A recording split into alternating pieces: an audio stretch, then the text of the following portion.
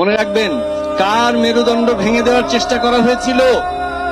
আগামী দিনের রাষ্ট্রনায়ক, দেশ নায়ক জনাব তারেক রহমান বিদেশ থেকে একটা স্কাইপের মাধ্যমে ভাবতে পারেন এত বড় একটা সবচাইতে জনপ্রিয় রাজনৈতিক দল, আপসহীন দল, সেটাকে কিভাবে এত ষড়যন্ত্রের মধ্যে ধরে রেখেছেন? আপনি ভাবতে পারেন? এটা ঈমানের দাবি। আপনি যতই আমার কাছে থাকুন, যতই সংগ্রাম করুন, আপনার পদস্খলন হলে আপনার জায়গা নাই, এটাই ঈমানের দাবি। আপনি ভাবতে পারেন 17 বছর ধরে তার সাথে সংগ্রাম করেছেন, তার নির্দেশনায় সংগ্রাম করেছে, এখন তার পদস্খলন দেখার পরে সাথে সাথে বহিষ্কার করে দিচ্ছেন। এটা কি খুব আনন্দ নিয়ে করছেন? তার অন্তরে সেই কষ্ট হচ্ছে না?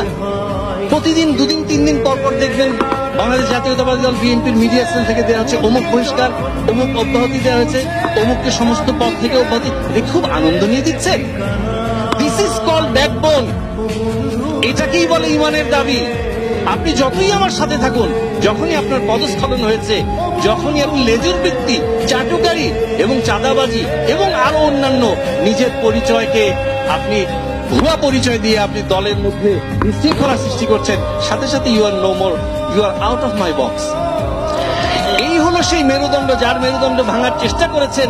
সেই মেরুদণ্ডের উপর আস্থা রেখে, আল্লাহর উপর ভরসা করে কালকেই ভোট দিয়ে দেখেন এই দেশ ও জাতি তার আশায় একটা বুক বেঁধে আছে যে এই জাতি এবং এই দেশকে একটা সমৃদ্ধশীল জাতিতে পরিণত করবেন। এই জন্য আবারও বলছি, দেখুন, আপনার সাথে আমাদের কোনো বিরোধ নাই। সূরা মুহাম্মদ, সূরা ইউনুস, এই দুটাকে আর যোগ দিয়ে বলতে হবে না। আপনারা একটু এইটাকে একসাথে করে এই দুটো সূরা একটু পড়ার চেষ্টা করুন, দিক নির্দেশনা পেয়ে যাবেন ইনশাআল্লাহ।